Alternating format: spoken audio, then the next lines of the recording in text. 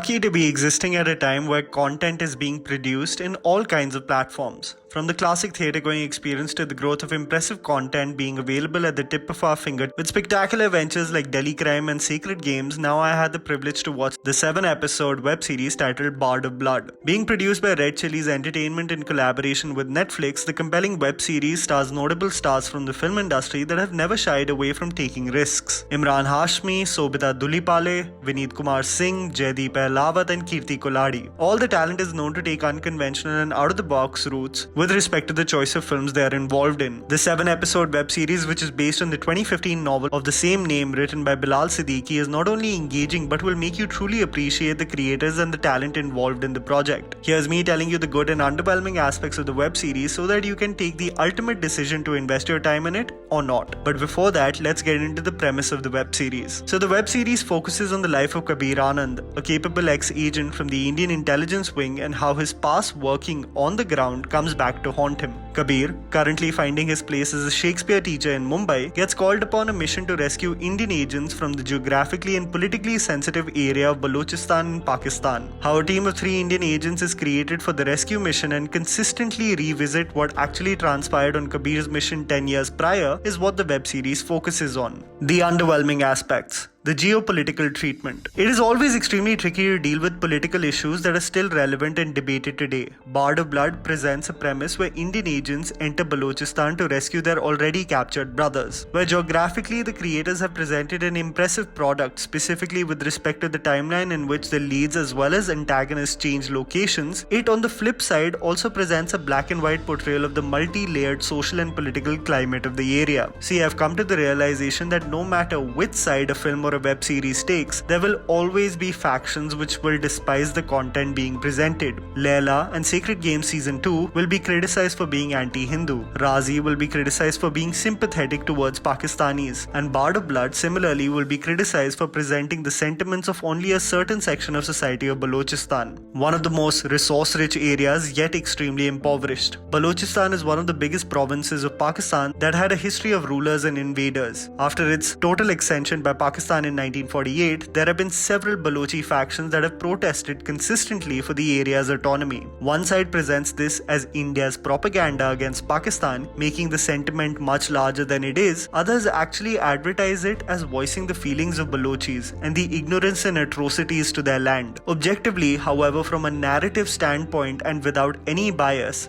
if you just look at the web series from a story standpoint, it is extremely effective in engaging us in the rather unthinkable mission in Pakistan. Linear storytelling. One of the qualities of some of the most impressive thrillers include a non-linear method of storytelling. Timelines and perspectives shift in such a manner that you have to fully be invested at the series of events taking place. If you've seen the 2016 film Arrival or the 2014 film Gone Girl, the surprises and the change of pace truly hits you hard due to its non-linear narrative. In Bard of Blood, however, you connect the dots and the revelations taking place easily. Where the journey is definitely interesting and captivating, you after a point of time can predict the beats of the story unfolding. The good. Screenplay and cinematography. The technical qualities of this web series will definitely not go unnoticed. The screenplay is an aspect that really enamored me. Now, what does that entail? The movement, expressions, actions, and choice of the way to perform the dialogues in the web series. When it came to some of the drastic decisions the characters have to make, the hierarchical order in the Indian intelligence wing, or the body language of the characters as they dealt with several factions of the war-ridden land, it all came across as natural and organic rather than fabricated and over the top. Despite having moments being too good to be true for some of the lead characters on a mission, the decisions taken by the actors with respect to pauses and tone of delivery was praiseworthy.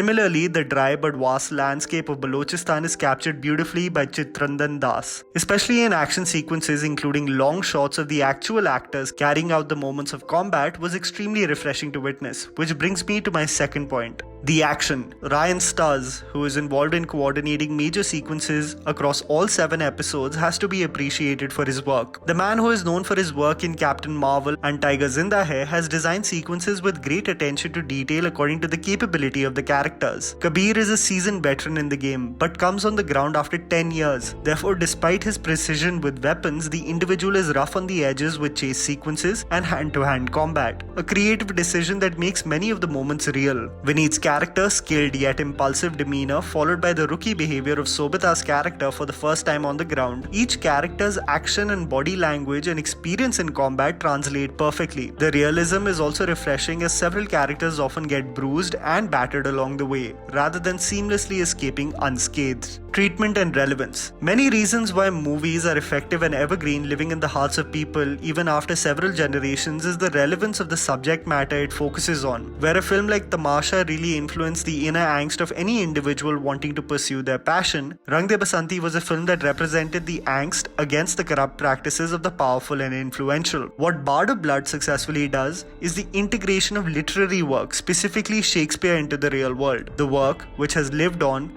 for time immemorial, is due to the depiction of real human stories. Some of the lessons we have learned from Shakespeare include the change of human nature with aspiration and power, and how love blinds us in good and bad ways. All aspects which are important human lessons. The integration of the timeless work into an espionage thriller is a commendable work of art by the creators. Finally, the performances. I don't think anyone can deny that the web series possesses exceptional performances by the entire ensemble cast, with specifically two in mind that really stole the show. Emraan Hashmi as Kabir Anand is apt and extremely convincing as the ex-Indian intelligence wing agent that comes back on a rescue mission after 10 years. A little rough on the edges, resolute in problem solving, but constantly suffering due to his troubled past. Hashmi is one of those actors that has over several years portrayed flawed characters as leading men, flawed humans whose struggles many people can empathize with. Sobhita, after the success of Made in Heaven, gets another impressive show under her kitty, despite having more or less a supporting role in the series. Kirti Koladi, despite her brief role, will leave a lasting impression on audiences. The star performers, however, according to me in this web series, are Vineet Kumar Singh and Jaideep Ahlawat. Vineet, a veteran on the ground, knowledgeable about the landscape and politics only the locals are aware of, has an effortless presence on screen. A character that craves for returning back to the simple life but is steadfast in combating all the challenges that are presented in front of him. He transitions from Punjabi to Hindi to Pashto seamlessly. Another actor who over the last few years has redefined himself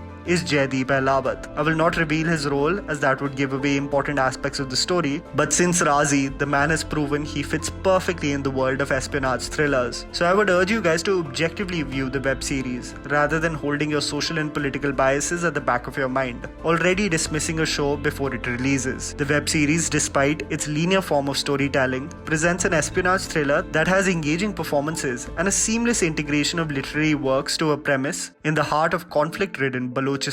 Trust me one thing before you even click on watching this web series. The cliffhanger is worth it. And that was the video, guys. Write down in the comments below what you thought about the web series. Please don't forget to follow me on Instagram. The handle is right in front of you. Follow me at JammyPants4. Also, please support us by smashing the like button and subscribing to our channel for weekly content ahead. Thank you for watching.